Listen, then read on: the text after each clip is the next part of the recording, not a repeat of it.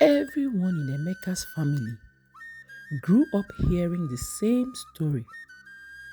Every first son died before the age of 30. Some collapsed suddenly while walking. Some were found lifeless in their sleep. Others simply disappeared and were never spoken of again. Emeka always laughed it off. He called it an old family myth meant to scare children into obedience. But on the night before his 29th birthday, laughter abandoned him. He woke up gasping for air, his chest soaked in sweat. In his dreams, an old woman sat beneath a dead Iroko tree, carving names into a long black stone. Her hands were slow, deliberate. Each time her blade struck the stone, the sound echoed like a drumbeat in his skull. Then she stopped carving and looked up. Emeka froze. The name she had been carving was his. He jolted awake, heart pounding, as he reached for water. He noticed something that made his blood run cold. Thin scratch marks had appeared on the wall beside his bed. 29 short lines, fresh and deep. The dreams returned the next night and the night after. Each time the stone grew more crowded. Each time the old woman smiled wider. Emeka began to recognize the names. His uncle, his grandfather's elder brother, cousins whose deaths had always been explained as a bad luck. One night, the dream changed. He followed the old woman deeper into the forest. The air thickened, pressing against his chest. From the shadows, figures emerged. Men with familiar faces, hollow eyes, and cracked lips. They circled him slowly. You know us, they whispered in unison. We were first sons too. Emeka screamed and woke up on the floor. His bedroom door was wide open, though he clearly remembered locking it. At dawn, he went to his mother. The moment he mentioned the dreams, her face drained of color. Her hands shook so violently she dropped the cup that she was holding. For a long moment, she said nothing, as though silence could protect him. Finally, she spoke. Years before Emeka was born, his grandfather had been poor and desperate. He had gone to a forbidden shrine beyond the farmlands, a place elders warned no one to approach. There he made a vow for wealth and power. The spirits agreed, but they demanded payment. Every generation, his mother whispered, tears rolling down her face, will surrender its first son. Emeka staggered back, his mind racing. There had to be a way out. There was always a loophole. His mother nodded slowly. There was a ritual, one that could end the curse forever. But it required the blood of the current first son, given willingly at the shrine on the night the spirits called his name. Before Emeka could respond, the lights flickered and went out. The room grew unnaturally cold. From the darkness came the soft scraping sound of stone being carved. Then a familiar voice whispered close to his ear, your name is almost finished. Suddenly, the television switched on by itself. On the dark screen, words began to appear, slowly etching themselves as though written by an unseen hand. 29 days remaining. Emeka backed away, his breath shaking as the scratching sound grew louder, closer, echoing from the walls themselves. And in that moment, he knew the curse was no longer a story. It had come for him. The countdown began that very night. Every morning, Emeka woke up to find one mark scratched into the wall missing. 28, 27. No one else could see the marks. To his wife, the wall was smooth. To his friends, he looked healthy. But Emeka felt it, a weight pressing on his chest, heavier with each passing day. The dreams grew more violent.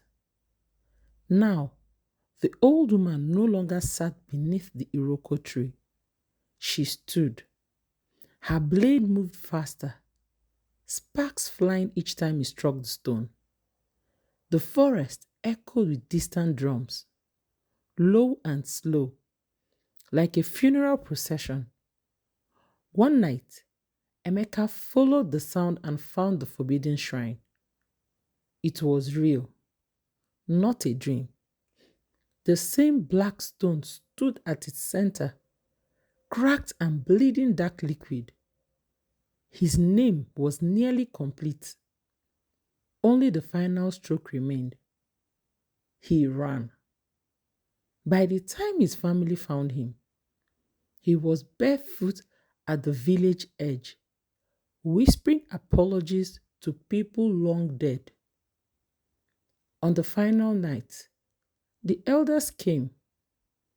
They did not ask him to go.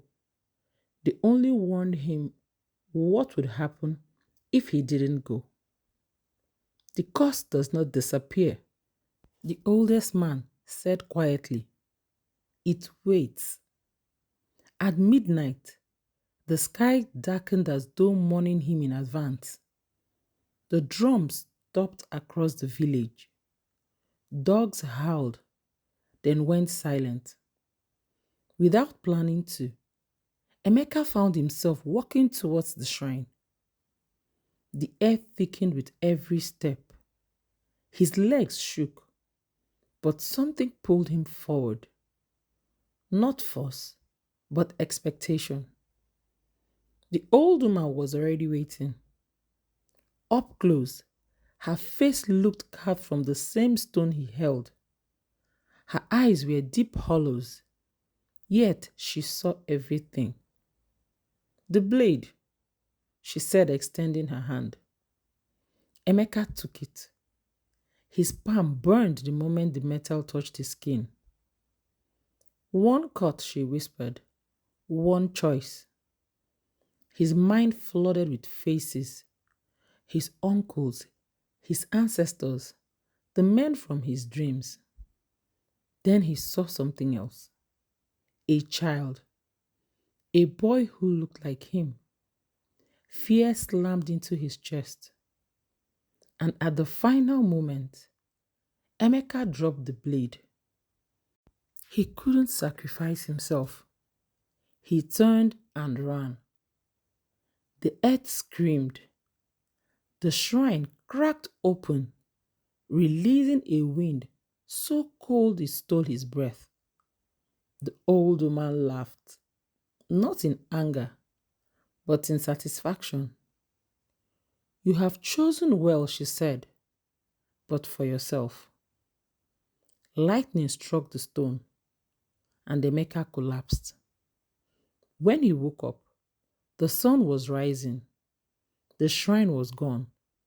The forest was quiet, and the marks on his wall had vanished overnight. He lived. He turned 30, and then 35. The village celebrated him as the one who escaped the curse. Stories changed. Fear softened into legend, and years passed. Then, his son was born. As Emeka held the child, relief washed over him until the baby clenched his tiny fist and began to cry.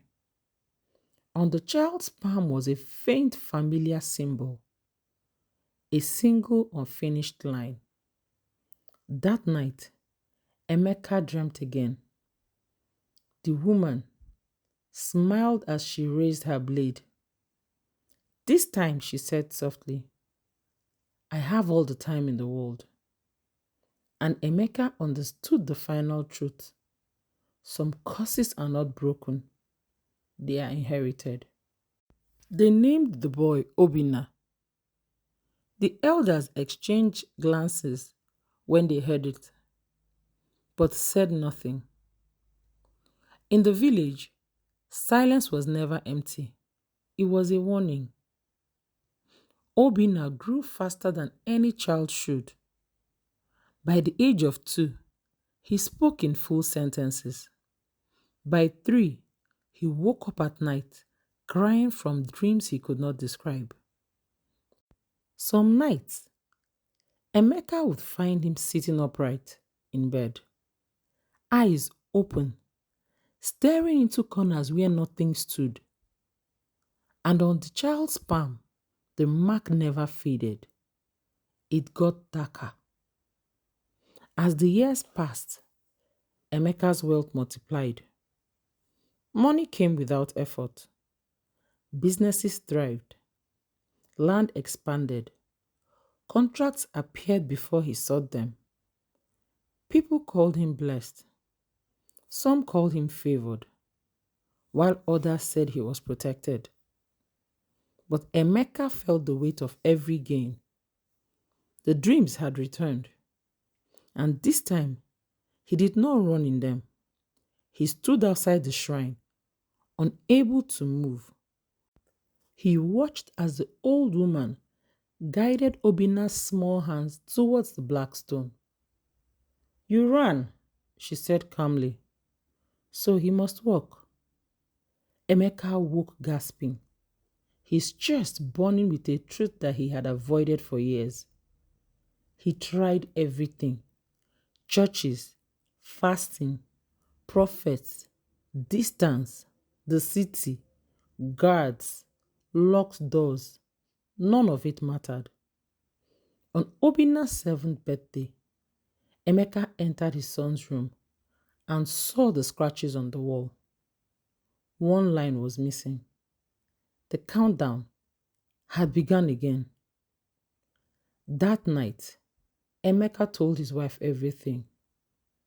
When he finished, the only thing she said was, So you lived, and our son must pay? The word stayed with him, and something inside Emeka broke open. He stopped running. Quietly and carefully, he began to prepare. He signed documents, transferred properties, wrote letters he never planned to send. He even visited people he had wronged and asked for forgiveness without explanation. At home, he became gentle in a way that frightened everyone. He watched his son constantly, memorizing his laughter, his voice, the way he slept.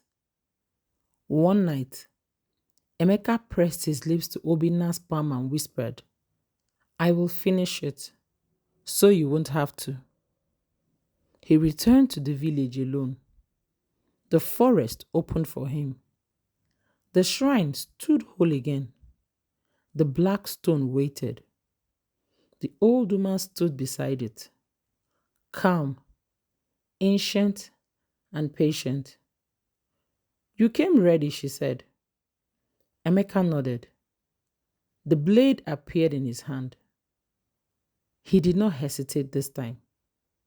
When the metal touched his skin, he felt no pain, only release. The moment a single drop of blood touched the stone, the earth screamed. The shrine shook violently. Wind tore through the forest. The sky split open, and the names carved into the stone began to erase themselves one by one. The old woman staggered back, and for the first time, she knelt. "We were never waiting for blood," she said softly. "We were waiting for love." She looked at Emeka with something like reverence. The curse was not punishment, it was a test. A generation waited for one man willing to die for those he would never meet. Just then, the blade dissolved into ash. The shrine crumbled, and the forest fell silent. Emeka collapsed. For a long moment, he did not move. Then he began to breathe. When he returned home, the village wept. They had already prepared to bury him. Instead, they watched him walk through the gates alive. When he got home, Obina and his wife ran to him. The mark was gone. Years passed. The dreams never returned. The wealth remained, but it no longer carried weight. Emeka aged.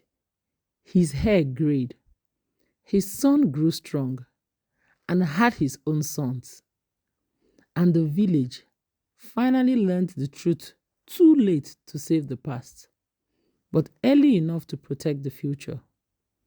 The curse had never demanded death. It demanded a father who loved generations unborn more than himself. Please subscribe.